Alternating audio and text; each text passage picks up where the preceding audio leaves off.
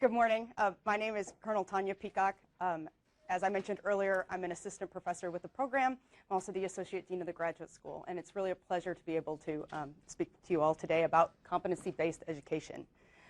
So the first thing what I wanted to do was to ask all of you, how many people here right now use a competency-based approach to assess the leaders within your organizations? A couple? Okay. Now, what kind of tool do you all use in order to do that? Do you have a specific tool? Okay, so what specific tool do you use? We have senior enlisted advisors, and we created a competency-based assessment tool so that in each of our deputy, or I guess director equivalent lanes, there's a senior level assessment tool that's used to kind of let everybody know this is the expectation of performance.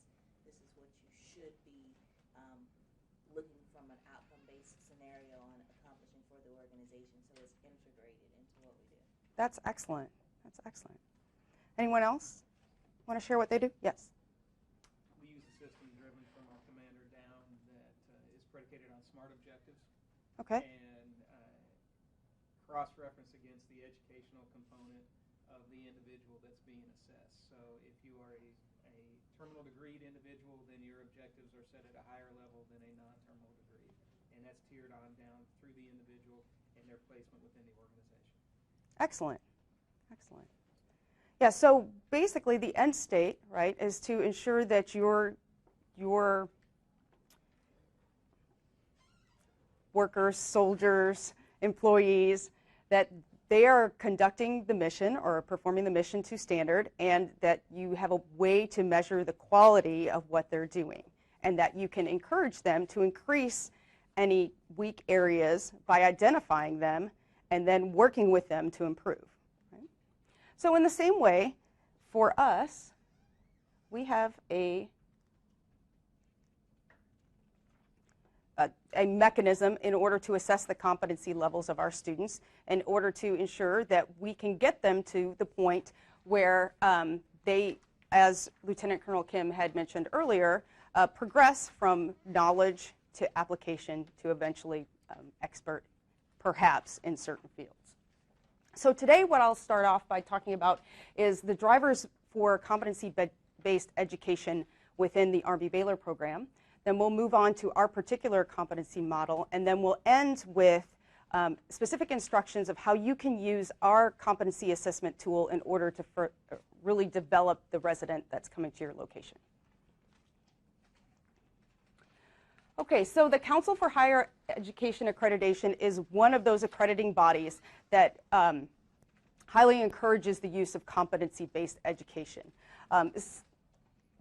Similar to the Commission on Accreditation for Healthcare Management Education, or CAME, as Lieutenant Colonel Kim was talking about earlier. These are the accrediting bodies that that manage or handle our organization, and that we tend to follow their rules. However, there are a wide variety of healthcare management competency models out there. Is anyone familiar with these organizations here, or the competency-based tools that they provide? Okay, I see a couple heads nodding. Okay, so for those of you that are members of the American College of Healthcare Executives, they have a competency-based tool, and that actually falls underneath or is aligned closely with the Healthcare Leadership Alliance model. Some of the other GME programs, they also use the Healthcare Leadership Alliance model in order to develop their competency-based assessment tools. Now for us, as Lieutenant Colonel Kim had stated earlier, we follow the Joint Medical Executive Skills Competency Model. This is a model that was actually initially congressionally mandated for us to use. However, for us to use as a military to look at competencies.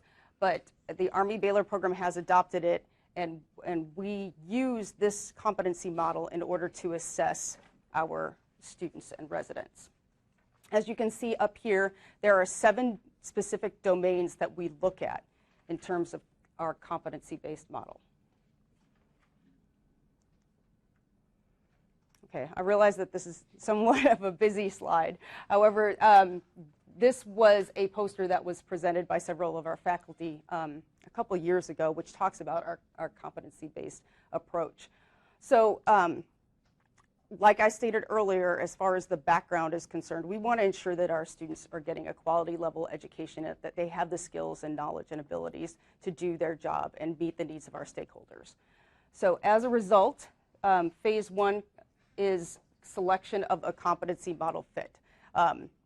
Obviously, the majority of our internal stakeholders are the military, and so that joint medical executive skills competency model definitely meets that requirement. However, we have external stakeholders as well, our civilian partners, and we want to make sure that our students meet the expectations of not only our military and civilian partners, but of the profession as a whole. Moving on to competency model integration. What we've done as a faculty is we've taken a look at the Joint Medical Executive Skills Competency Model. They have 7 domains and 35 specific competencies that we follow. And what we've done is we've mapped those competencies to each of our courses to see whether or not and how much of a particular competency is covered within a particular course. And that way we can see that we've covered the majority of the competencies, although depending on the number of courses that you take and the types of courses that you take, you may get more of one particular skill than in another. So the idea behind it is that the students, of course, we have our core curriculum, which should cover all of the competencies, but then if there's a weaker area, we highly encourage students to select electives based on competency development in that particular area so that they can improve their skill set. The similar approach is what we advocate for the residency year. So when you sit down and meet with your residents initially and you talk about their competency levels, you should ask them where they feel that their weaker areas are and definitely ensure that that particular area is covered within the residency as part of their plan. You want to make sure that you highlight that specifically because this is one of the few times that they're going to have the opportunity to apply those skills in a way where it's, I want to say it's an environment, basically it's, I want to say a freebie environment, if you will, but allows them to develop. The third phase of developing competency assessment methods is actually using the tool. And what I mentioned earlier, our particular tool, how many people are familiar with the Baylor Experience Assessment Review, or the BEAR? I think almost everyone in this room has seen the document. Okay, so yes, it's a large spreadsheet because we do cover all of the 35 competency areas with 4 particular tabs. 2 of the tabs are designed specifically for the didactic year, and the final 2 tabs are designed for the residency year. And I'll be going over one of those tabs specifically with you. But during the didactic phase, the students are evaluated both in a quantitative and a qualitative manner because they do take the Joint Medical Executive Skills Test, which kind of gives them a baseline of where they're at. They also assess themselves to determine what they think their level of competency is. And then the last phase of a competency-based education approach is to go back and assess whether or not the classes and the approach that's being used is working, essentially. So looking to ensure that our classes are covering those competencies in a way that's making a difference for the students and is providing a comprehensive picture.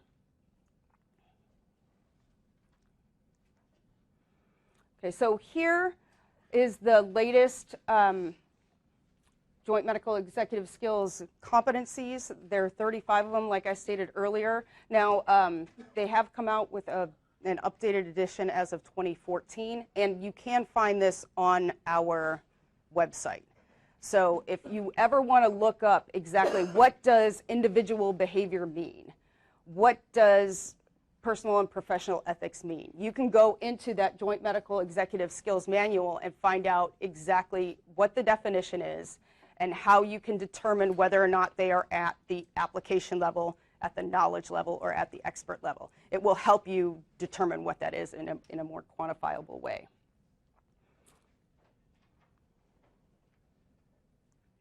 Now, another thing I want to mention here too is depending on where your residency site is, you may not have, or your student may not have the opportunity to hit all of these. So for example, if you are at if your student or your resident, our resident is at a civilian institution, it's going to be very difficult for them to demonstrate their competency in military mission unless there's an opportunity for them to perhaps take a week and visit a military facility or something like that. Those are some creative ways that you can get your student or your resident some of these additional competencies or allow them to have the opportunity to experience and apply some of their skills that they learned in the didactic year.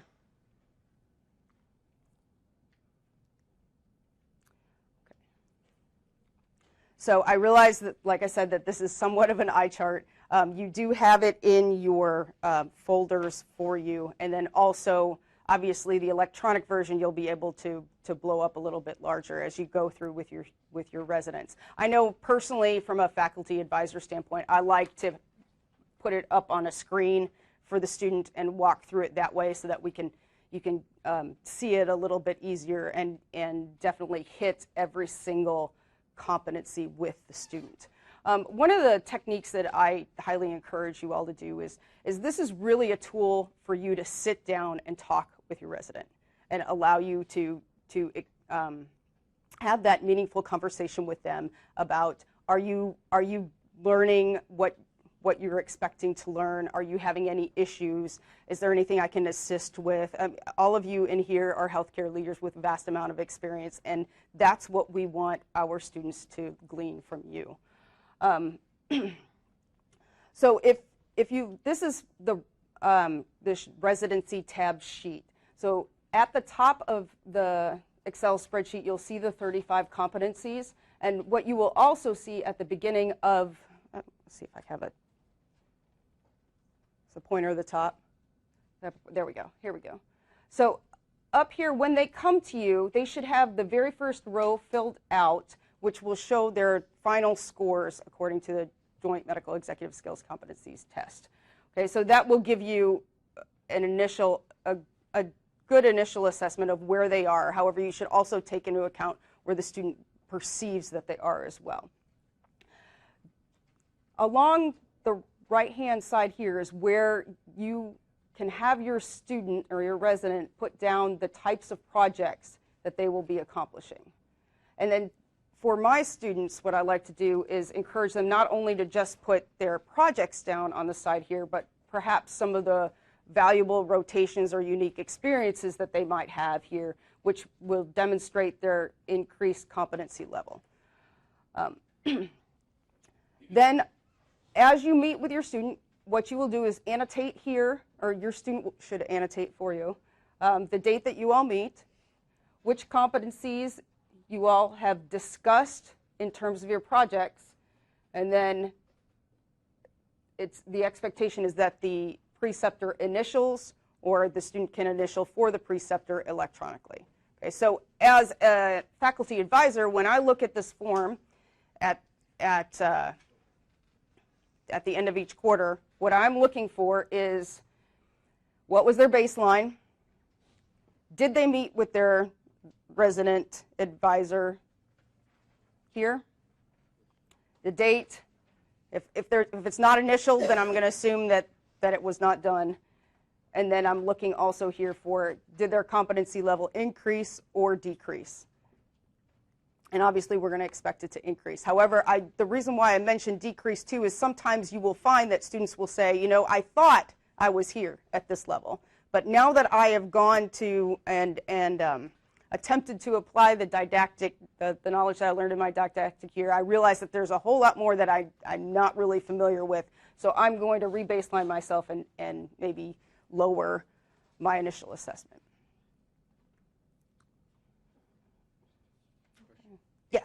So you acknowledge that depending on the site, they may not be able to hit all of these. Correct. But what's the expectation about outside of that? They need to hit all of them? Ideally, we would like for them to hit as many as possible. We recognize that that may not necessarily be feasible at every location. So, I mean, are they still going to pass? Yes. Can we talk about perhaps creative ways to allow them to hit all of these? Yeah, we can do that too. And so, is there any limit to the number they can check off? Because at one point I thought you guys had a limit on how many they can check off. You know, you can only have 4 to 6 of these per project, and it depends on if one year I have an Air Force and an Army. Each one seems like they're getting slightly different. One will have them filled out all the way across. One will have 4 to 6. okay. Ideally, we want to hit a 5. So it should be the 5 major areas that they're operating in. Although sometimes, you know, it's very easy, particularly for some of the org behavior ones, to say almost everything is individual behavior or almost everything is group behavior. So what I'll do sometimes is if they are doing the 5 and they're using the same categories up top, even though they may have to get a lower rating in one of the other categories, I'll recommend, you know, pick over here because you don't have anything in this category yet, even if it may lower it, you know, score. yes, that's a good technique. I'm sorry, go back Okay. to Glenn's question about having to hit all the sites. I mean, I think in Tanya's point about finding creative ways of getting to that. And so you may not have that within your facility, an opportunity looking at other sites that are around. Another thing is that there's, you know, our students are very well connected to each other. So if there's like a military specific site, and maybe they can take some time to get out to DC or to link up with some of the residents out there and hit some of those points. And so just looking at it from a broad perspective, not only your site, but other partnerships that you might be able to leverage, as well as back in our network and our partnerships to get at those. And sometimes a good way to do it is if there's a facility within the student's hometown, that's often a very easy way, and it reduces costs because then they can stay at home or with family, and then they can try and visit a site like that.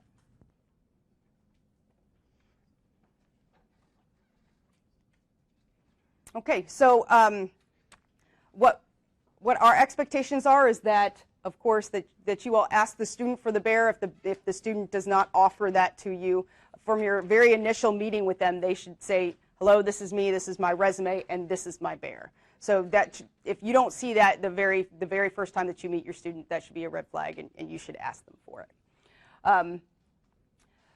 Assess their areas of strength, but be cognizant that sometimes, like I was saying earlier, where the student perceives that they are and where they might figure out later that they actually are might be different. So just keep that in mind as you get to know your student and you work with them throughout the year. We rely heavily on your experience and your knowledge in order to develop our students in the resident year. That's the whole reason why we have a resident year, is to put them with people like you. And so it's really important to get your feedback and your honest assessment of how these students are doing. And we really, truly value that opinion. Evaluate each project based on the top 5 competencies, and then of course, using the Joint Medical Executive Skills Program's core curriculum to evaluate the appropriateness and the depth of the competency development. In other words, have they really gone into what that means? And like I said, by pulling up that manual, that will give you an idea of what the definitions of those terms are, so you can get a better idea of what we're looking for with respect to competency, knowledge, assessment, application, and what the term expert means. Okay, are there any questions? All right, I think we have a. One. So, Yes, sir. And I don't know, it was mentioned earlier about the fact that this is free help, which it is, and these people are good, and I have colleagues coming to me saying, can I get some help with thus and such? So like any residency, there's a service component. Yes, sir. That may or may not fit in. This is baseline. Okay. But how does I've been doing this precepting less than a year, so that's my acknowledgement. But how to gauge that? I mean, obviously it's dealing one-on-one or one-on-two in our case this year. But how to negotiate that sort of thing? Well, I think looking at I want to say the level of the task. I think we just need to be careful as far as, are we having them doing not executive leadership level work? Is the work appropriate for the level of student that you're receiving, or is it primarily administrative or clerical type of work? And I think that makes a difference.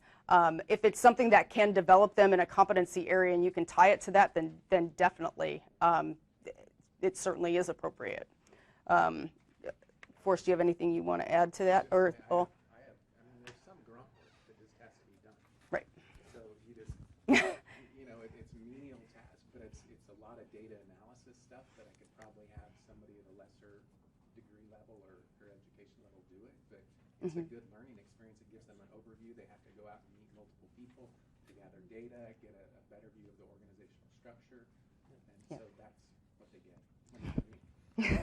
And I think it's important. I mean, at the end of the day, the goal for that student's perspective is to graduate, right? And so the graduation for them means that they have to have a portfolio with substantial projects. And I'd like to say those are the big rocks. We fully acknowledge that there's going to be a lot of little rocks and pebbles that are thrown in there that are just being a part of the team. And so there's certain things that our residents have been asked to do at the sites. And really what we just need to be sensitive to is making sure that they have the access and they have the level of projects to get them graduated. But they're there for a year. So we fully acknowledge that they're going to be involved in other things that may not be considered graduate level work. But if you can keep that in mind and just make sure that they're on track, part of the other stuff as well is that sometimes it does take being at the, kind of at the ground level in the mailroom and working some of those tasks. That's a part of the experience and them understanding the facility. So I would just say it's a balancing act. As long as you are giving them meaningful projects to get them across the finish line, then then it becomes a little bit of a negotiation and using a judgment and seeing, is it appropriate for them, and balancing those things in it. Hopefully and something to highlight too, in previous years, and this has changed over the years, but currently the students are required to complete 4 projects. So in the past, they may have done a couple more. However, we really wanted to make sure that they have 4 rigorous projects. We'd rather have that than 7 not really in-depth studies. So as long as they're meeting those requirements, then. I think it's important to acknowledge, like, for example, we've had one year, let me just give an example, where the student was asked to, like, put together the Christmas party. That's not a portfolio project, right? I mean, that's truly an extra duty.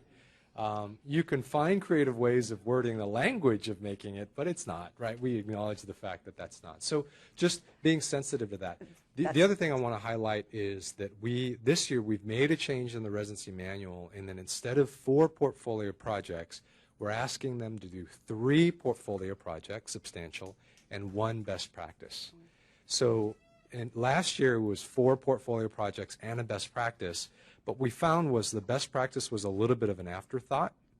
And so what we're asking the students to do is a part of our eyes and ears out at these premier sites around the nation, is find something that facility is doing well, document that process, and substantiate it. So analyze, why do you think you're kind of best in class in this particular process that you're using in your facility? And hopefully that information will be useful to you as well.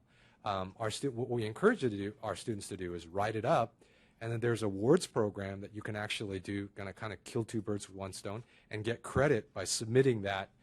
We've got what's called the Excalibur Award within the Department of Army. We've got different venues where you can highlight a best practice, and again, the intent with that is to really showcase and share all these great lessons that you all are doing in the field.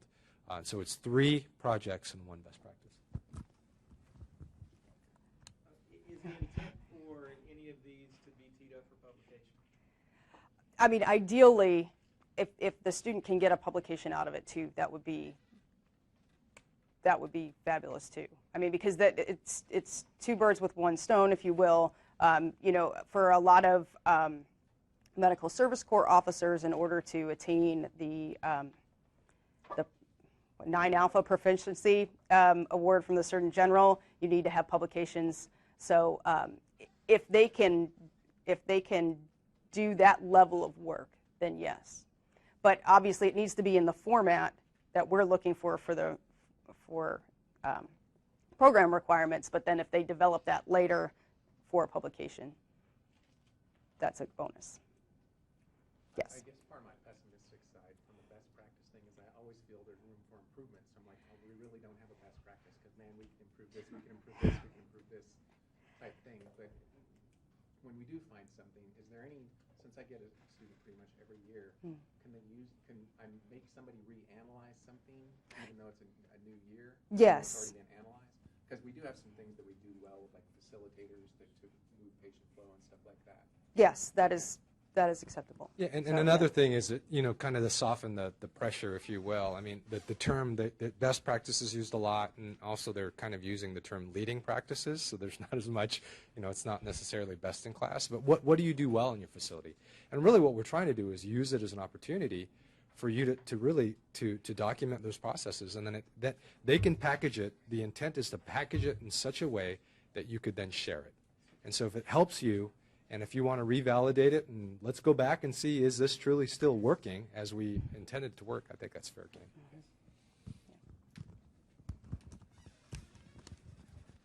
Any other questions? Okay.